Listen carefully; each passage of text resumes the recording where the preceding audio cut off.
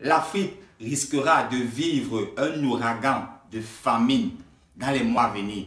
Il faut agir rapidement. Le conflit entre l'Ukraine et la Russie aujourd'hui pose de sérieux problèmes dans le monde et particulièrement en Afrique. Selon Antonio Guterres, le secrétaire général de l'ONU, l'Afrique devra se préparer à un ouragan de famine dans les mois à venir.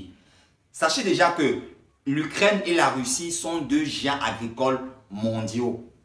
Donc la Russie et l'Ukraine, c'est pratiquement un quart des exportations de céréales dans le monde et un tiers des exportations de blé dans le monde. Et il faut noter que les céréales ou le blé ou les céréales sont des produits très consommés. C'est ce qui entre dans la confection du pain et des pâtes alimentaires. Donc sachez déjà que le pain, c'est un des produits les plus consommés dans le monde.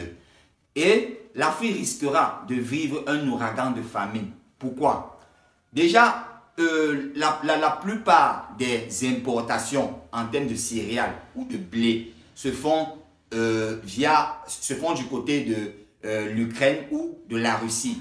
Donc, il faut noter déjà que, selon Antonio Guterres, il y a pratiquement plus de 40 à 45 pays africains qui risqueraient de vivre une crise alimentaire dans les mois à venir à cause de cette guerre.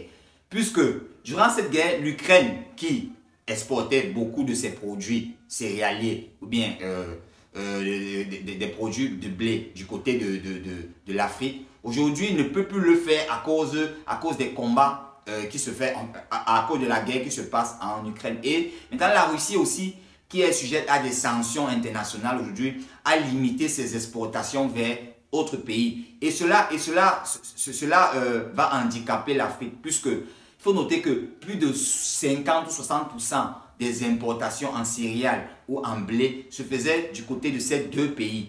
Donc, face à cela, l'Afrique se retrouve handicapée. Donc, il est urgent d'agir ici pour trouver d'autres méthodes palliatives, d'autres méthodes alternatives afin de réduire ou bien d'éviter l'ouragan de famine que va vivre l'Afrique dans les mois à venir. Déjà, il faut trouver des méthodes palliatives pour remplacer peut-être le blé. Et il est urgent de produire localement une farine qui sera consommée localement. On a des produits locaux comme des produits locaux, on a des produits locaux comme le bananier plantain, comme l'igname, comme le macabo, qui permettent de produire localement une farine qui sera consommée dans nos pays africains. Cela va limiter ces importations de blé que nous faisons à l'extérieur. Donc, le piège dans lequel est tombée l'Afrique, c'est que la plupart des importations en blé ou en céréales se font du côté de l'Ukraine et de la Russie.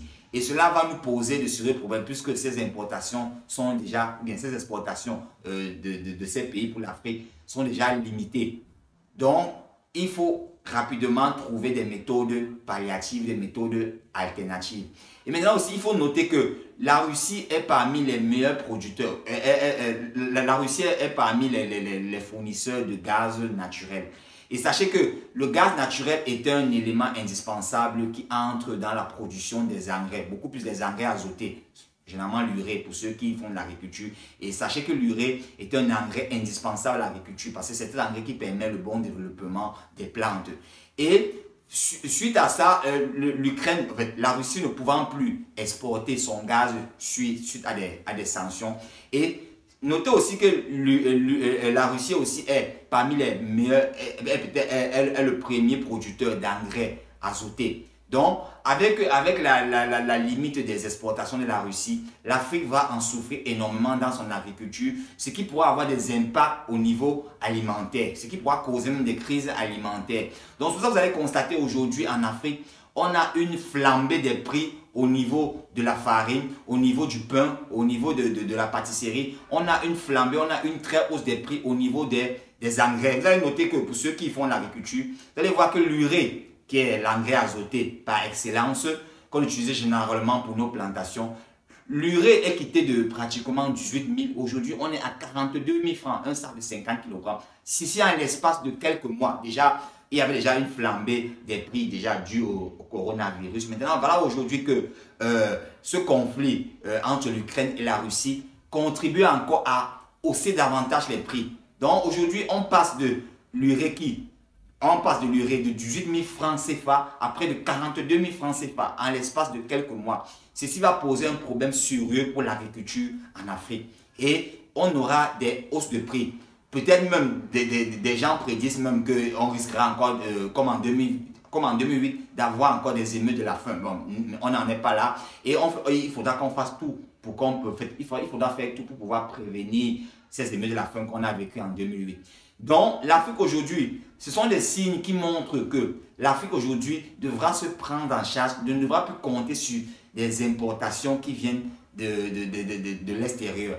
Aujourd'hui, l'Afrique a le potentiel de produire sa propre nourriture.